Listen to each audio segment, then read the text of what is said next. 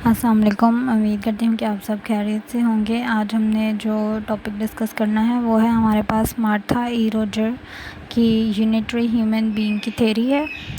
तो मार्था ई रोजर का सबसे पहले तो ब्रीफ सा इंट्रोडक्शन जो है वो कर लेते हैं। मार्था ई रोजर में ई जो वर्ड है वो स्टैंड्स फॉर एलिज़ाबेथ, यानी मार्था एलिज़ाबेथ रोजर। और मार्था एलिज़ाबेथ रोजर जो थी वो कह लें कि सबसे पहले इसकी जिस तरह हमारी जो मॉडर्न नर्स की अगर हम बात करें फ्लोरेंस नाइटिंगेल, तो उसकी डेट ऑफ बर्थ और मार्था ई रोजर की डेट ऑफ बर्थ जो है वो सिमिलर है, यानी 12 मई। तो 12 मई को ही मार्था एलिज़ाबेथ रोजर जो है उसकी वो डेट ऑफ बर्थ है और डलास में जो है ये पैदा हुई थी। इसके अलावा हम इनकी थोड़ी सी जो है ना वो ब्रीफ सी हिस्ट्री डिस्कस करेंगे ताकि आपको थोड़ा सा आइडिया होना चाहिए। जैसे कि इन्होंने नर्सिंग डिप्लोमा कहाँ से किया था, नॉक्सविल से किया था, जनरल हॉस्पिटल से 1936 में। बीएसएन इन्होंने पब्लिक हेल्थ नर्सिंग में किया था 1937 में। और मास्टर्स की डिग्री जो थी वो इन्होंने पब्लिक हेल्थ में ली थी कोलंबिया यूनिवर्सिटी से। डॉक्टरेट की डिग्री इन्होंने जॉन्स हॉपकिन यूनिवर्सिटी से ली थी 1954 में। और ये एक प्रोफेसर और हेड ऑफ़ नर्सिंग के तौर पे काम करती रहीं और बाद में 13 मार्च 1994 में जो है वो इनकी डेथ हुई थी। तो ये हमारे पास इनका थोड़ा सा ब्रीफ सा इंट्रोडक्शन है जो आप लोगों को भी जिसका थोड़ा सा आइडिया होना चाहिए। उसके बाद इसकी जो थ्योरी है मेन, जिसका नाम Rogers theory of unitary human being है बेसिकली, क्योंकि इनका बैकग्राउंड जो था ना वो थोड़ा सा आर्ट से भी बिलोंग करता था, थोड़ा साइंस से भी बिलोंग करता था, इसलिए इनकी जो थ्योरी है उसमें ये मिक्सचर है, यानी आर्ट्स भी और साइंसेस का मिक्सचर है। तो इन्होंने जो हमारे जितने भी कॉन्सेप्ट्स दिए हैं वो प्रिंसिपल ऑफ हीमोडायनामिक्स के ऊपर जो है वो बेस करते हैं, ठीक है।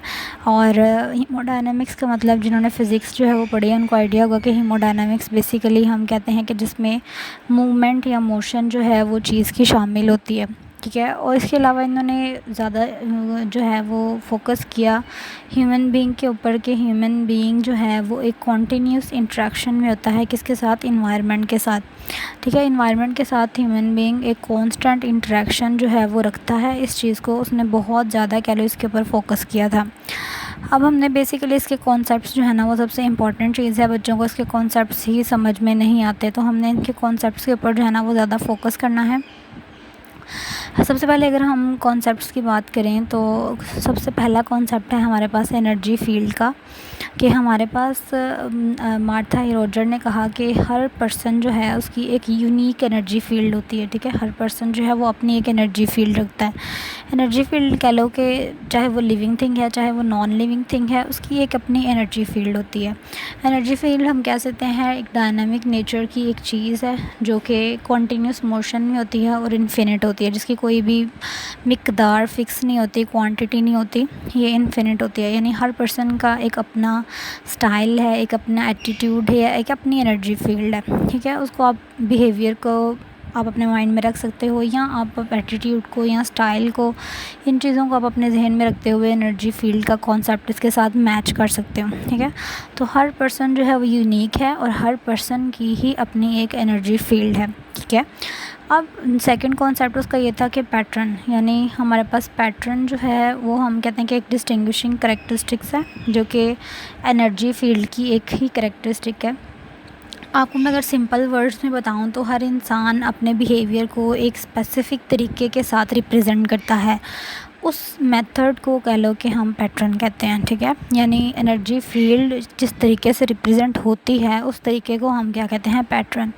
Pattern is defined as distinguishing characteristic of an energy field perceived as single wave. यानी एनर्जी फील्ड होती है ना वो इंसान के अंदर से कुछ वेव्स की फॉर्म में निकलते हैं। यहाँ पे एक पिक्चर स्टार्ट में भी डिस्प्ले की गई थी कि इंसान के अंदर से वाइब कहते हैं ना, हम एक वाइब आ रही है, तो वाइब्स जो होती हैं ना वो इंसान की वाइब्स डिफरेंट तरीके से डिस्प्ले होती हैं। वो डिस्प्ले होने का जो मेथड होता है उसको आप पैटर्न कहते हो, ठीक है।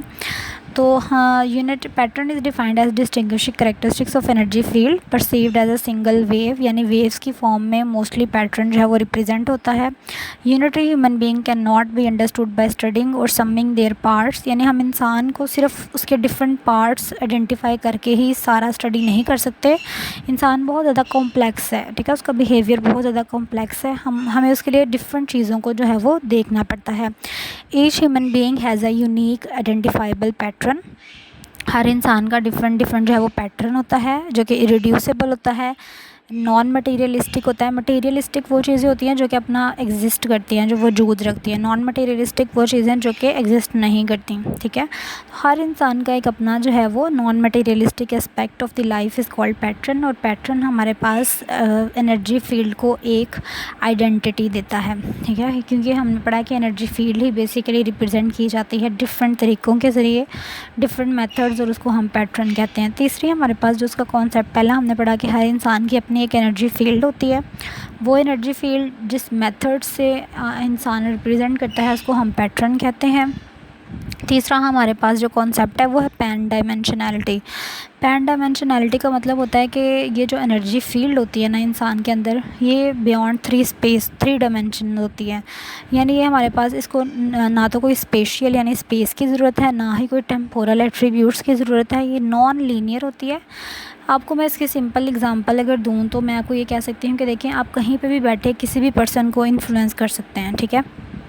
और यहाँ आप कह लें कि आपने टेलीपैथी का कॉन्सेप्ट सुना होगा। टेलीपैथी क्या होता है कि आप बेसिकली जहाँ पे कहीं और मौजूद होते हैं, आप किसी पर्सन को सोच रहे हैं, वो वहाँ पे आपको सोच रहा होगा, ठीक है। तो मतलब कि एनर्जी फील्ड यानी हमारी एनर्जी फील्ड इतनी ज़्यादा स्ट्रॉन्ग हो जाती है कि वो दूसरे पर्सन की एनर्जी फील्ड के साथ मैच करती है। तो इससे ये रिप्रेजेंट होता है कि एनर्जी फील्ड जो है उसको किसी डायमेंशन की ज़रूरत नहीं होती, उसको कोई स्पेस नहीं चाहिए, वो जहाँ मर्ज़ी जो है वो ट्रैवल कर सकती है। बियॉन्ड थ्री डायमेंशनल होती है, ठीक है। There is no temporal ordering of lifes, यानी इसको किसी भी स्पेस की या किसी भी जो है ना वो बाउंड्री की ज़रूरत नहीं होती। तो ये एनर्जी फील्ड पैन डायमेंशनल होती है। चौथा इसका कॉन्सेप्ट था यूनिटरी ह्यूमन बीइंग। ये इसने कॉन्सेप्ट बहुत ही डिटेल में दिया था कि इंसान जो है ना वो एक यूनिट है, ठीक है। इस यूनिट के डिफरेंट पार्ट्स हैं, इरिड्यूसिबल है, इंडिविजिबल है। पैन डायमेंशनल एनर्जी फील्ड यानी इंसान एक यूनिट है, उसके अंदर irreducible, indivisible, pan dimensional energy field जो है वो मौजूद है, जो कि आप डिफरेंट पैटर्न्स के थ्रू जो है वो देख सकते हो। इंसान को हम उसके सिर्फ पार्ट्स से जो है वो स्टडी नहीं कर सकते। Unitary human being and their environment are the focus of nursing science and gives nursing its unique perspective and area of practice, ठीक है।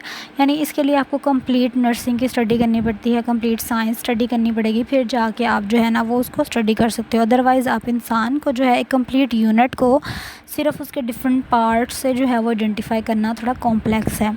चौथा पांचवा का कॉन्सेप्ट था इन्वायरमेंटल एनर्जी फील्ड। मतलब पहले तो उसने कहा कि इंसान की एक एनर्जी फील्ड होती है, लेकिन बाद में उसने ये भी बताया कि सिर्फ इंसान की एनर्जी फील्ड नहीं होती, बल्कि इन्वायरमेंट की भी जो है वो अपनी एक एनर्जी फील्ड होती है।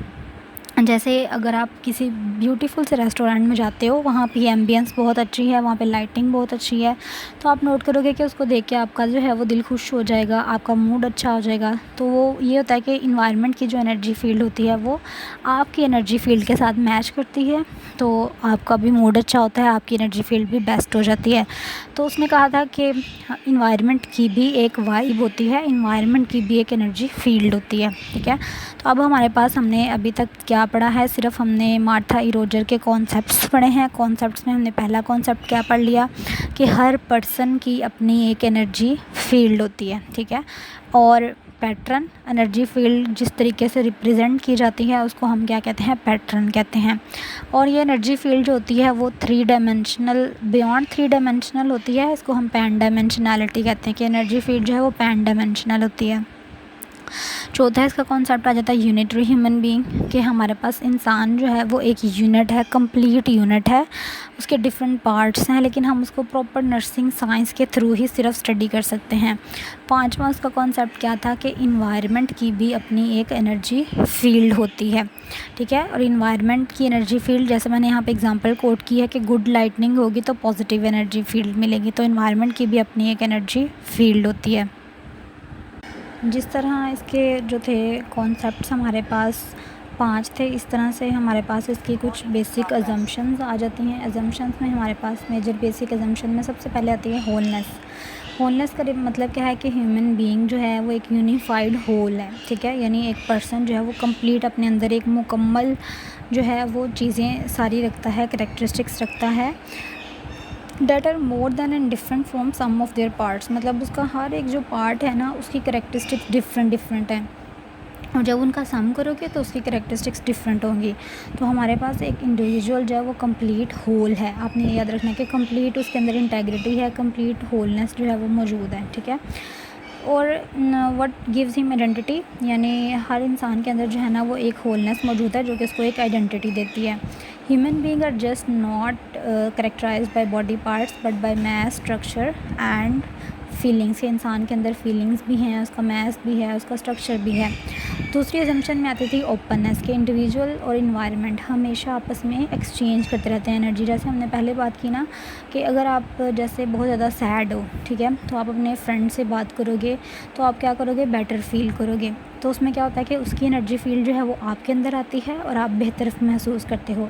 Everyday life experiences illustrate how an individual affect और is being affected by the world around him. हर people are connected to the natural world, यानी लोग जो होते हैं वो नेचुरल वर्ल्ड के साथ कनेक्ट होते हैं। जैसे नर्स है, वो एक पेशेंट से बात करती है, ठीक है, और उसका जो है वो माइंड थोड़ा सेट करती है, डाइवर्ट करती है। तो ये हमारे पास ओपननेस है, यानी हमारे पास एनर्जी फील्ड सबकी ओपन होती हैं और इंसान भी और इन्वायरमेंट दोनों आपस में एनर्जी फील्ड एक्सचेंज करते रहते हैं। Unidirectionality, the life process of human being, यानी इंसान की जो ज़िंदगी है ना वो इसकी एक डायरेक्शन है। जैसे हम कहते हैं कि सबसे पहले कंसीव करता है इंसान, फिर बर्थ होती है, फिर वो इन्फेंसी की कंडीशन में जाता है, फिर चाइल्डहुड, यानी एक पैटर्न होता है, एक डायरेक्शन होती है, ठीक है। एडोलिसेंस आता है, फिर एडल्टहुड आएगा, फिर ओल्ड एज में चला जाएगा और उसके बाद डेथ हो जाएगी। तो एक सीक्वेंस होता है, इसकी आप एग्जांपल कोट कर सकते हो, सीक्वेंशियल स्टेज ऑफ डेवलपमेंट, ठीक है। तो हमारे पास जितने भी लाइफ प्रोसेस इंसान की ज़िंदगी में होते हैं, मार्था ई रोजर ने कहा कि उनकी एक डायरेक्शन होती है। एजम्पशन में सबसे पहले हमने एजम्पशन पढ़ी कि हमारे पास एक इंसान होल होता है, कंप्लीट होता है, उसके अंदर होलनेस मौजूद होती है, उसके सारे पार्ट्स होते हैं आपस में इंटीग्रेट कर रहे होते हैं। दूसरा हमने पढ़ा कि ओपननेस, यानी इन्वायरमेंट भी और इंसान भी अपनी एनर्जी फील्ड और अपनी एनर्जी जो है वो एक दूसरे के साथ एक्सचेंज करते रहते हैं, ओपन होता है। तो ओपननेस में यह है कि ये कोई क्लोज बाउंड्री नहीं होती, एनर्जी फील्ड एक्सचेंज हो सकती है।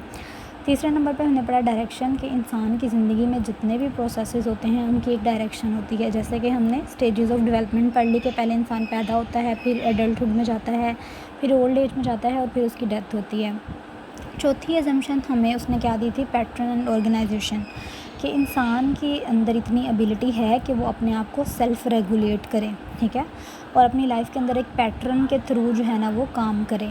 तो पैटर्न एंड ऑर्गेनाइजेशन जो है वो इंसान की लाइफ के अंदर होता है। सेंटिमेंट्स एंड थॉट, यानी ह्यूमन बीइंग जो है उसके अंदर इतनी कैपेसिटी होती है कि उसके अंदर सेंटिमेंट्स होते हैं, इमोशंस होते हैं, ठीक है। Man is different and unique from other living because he has the power to think himself. तो ये उसकी एजम्पशंस हो गई हमारे पास। पहली एजम्पशन हमने क्या पढ़ी, होलनेस, कि इंसान जो है वो कंप्लीट होल है। दूसरी हमने पढ़ी ओपननेस, कि उसकी एनर्जी फील्ड एक्सचेंज होती रहती है। तीसरी हमने पढ़ी यूनिडायरेक्शनैलिटी, कि इंसान जो है वो लाइफ प्रोसेसेस उसके एक डायरेक्शन में होते हैं। चौथी हमने पढ़ी पैटर्न एंड ऑर्गेनाइजेशन, कि हर चीज़ का एक पैटर्न होता है, ऑर्गेनाइज वे में इंसान अपने काम करते हैं। पांचवा हमने पढ़ा कि इंसान के अंदर सेंटिमेंट्स होते हैं, इसके अंदर थॉट्स होते हैं, थिंकिंग प्रोसेस जो है वो उसका बहुत ज़्यादा कह लो कि स्ट्रॉन्ग होता है। तो ये हमारे पास एजम्पशंस हो गई। अब हमने दो चीज़ें डिस्कस कर ली हैं, एक हमने कॉन्सेप्ट्स पढ़ लिए हैं मार्था ई रोजर के, और दूसरा हमने उसकी एजम्पशंस पढ़ ली हैं। 5 ही हमने कॉन्सेप्ट पढ़े हैं उसके और 5 ही हमने उसकी एजम्पशंस पढ़ ली हैं, ठीक है। तो एजम्पशंस और कॉन्सेप्ट्स, इनको जो है वो आप अगर अगर आपको आ चुकी होगी तो आगे जो है वो थ्योरी आपके लिए आसान होगी। एक दफ़ा रिवाइज कर लेते हैं हम। कॉन्सेप्ट्स में हमने पढ़ा एनर्जी फील्ड का कॉन्सेप्ट, पैटर्न का कॉन्सेप्ट। थर्ड नंबर पे हमारे पास आ गया कि 10 डायमेंशनैलिटी होती है। चौथे नंबर पे यूनिटरी ह्यूमन बीइंग और पांचवा इन्वायरमेंट, ये इसके कॉन्सेप्ट्स थे। एजम्पशंस में हमने पढ़ा होलनेस आ जाती है, ठीक है, ओपननेस आ जाती है, यूनिडायरेक्शनैलिटी है, पैटर्न एंड ऑर्गेनाइजेशन है, और 5वें नंबर पे सेंटिमेंट्स एंड थॉट्स आ जाते हैं, ठीक है। तो ये हमारे पास एजम्पशंस हो गई इसकी कंप्लीट। अब एक इम्पॉर्टेंट चीज़ ये है कि मार्था ई रोजर ने हीमोडायनामिक प्रिंसिपल्स का कॉन्सेप्ट दिया था, ठीक है। हीमोडायनामिक प्रिंसिपल में बेसिकली 3 टाइप के प्रिंसिपल्स आते हैं। ये फ़िज़िक्स का जो है ना वो कॉन्सेप्ट है, जिन्होंने फ़िज़िक्स पढ़ी है उनको जल्दी समझ में आ सकता है। सबसे पहले आता है रेजोनेंसी, फिर आता है हेलिसिटी और फिर आता है इंटेग्रलिटी। ये 3 प्रिंसिपल्स थे, इनको हम कहते हैं हीमोडायनामिक प्रिंसिपल्स। रेजोनेंस का मतलब ये है कि इंसान की जो ज़िंदगी है ना वो कॉन्टीन्यूसली चेंज होती रहती है, lower to higher frequency wave pattern की तरफ, ठीक है। ह्यूमन की भी और इन्वायरमेंट की भी एनर्जी फील्ड इस तरह की होती है कि लोअर टू हायर फ्रिक्वेंसी की तरफ मूव करती रहती है। जैसे कि स्लीप वेक साइकिल होता है हमारा, या आप कह लो कि आपका मूड पहले अपसेट होता है, फिर आप कुछ ज़्यादा सैड हो जाते हो, ठीक है, फिर कोई इस तरह का वाक़या होता है कि आप हैप्पी हो जाते हो। तो कॉन्टीन्यूस चेंज जो है वो इंसान की ज़िंदगी में आता रहता है। एनर्जी फील्ड जो है वो कॉन्टीन्यूसली चेंज होती रहती हैं और लोअर टू हाई फ्रीक्वेंसी की तरफ जाती हैं, ठीक है। उसके बाद हमारे पास आता है हेलिसी। हेलिसी का मतलब होता है मोर कॉम्प्लेक्स। ये हमारे पास जितने भी प्रोसेसेस होते हैं इंसान की या एनवायरनमेंट की, जो फील्ड पैटर्न्स होते हैं वो कॉन्टीन्यूसली चेंज होते रहते हैं, मोर कॉम्प्लेक्स होते रहते हैं, ठीक है। जैसे कि हमारे पास देखो ह्यूमन, पहले हम होम में होते हैं, पहले आप घर में होते हो, बच्चे होते हो, इनोसेंट होते हो, फिर आप बाहर जाते हो, फिर आप डिफरेंट तरीके की चीज़ें सीखते हो, ठीक है, इंसानों से बातचीत करना, उनके साथ डील करना सीखते हो, तो आप ज़्यादा कॉम्प्लेक्स हो जाते हो, ठीक है। फिर आप अपने अंदर अपने थॉट्स को दबा लेते हो, अपने इमोशंस को कंट्रोल करना सीख लेते हो, तो ज़्यादा इंसान कॉम्प्लेक्स होता जाता है, ठीक है। तो human being do not regress but become increasing diverse and complex. के इंसान जैसे जैसे ग्रो करता है वो ज़्यादा कॉम्प्लेक्स होता जाता है। तो उसने कहा कि हीमोडायनामिक प्रिंसिपल्स में दूसरा प्रिंसिपल था हेलिसी, के मैन बिकम या human become more complex as they grow.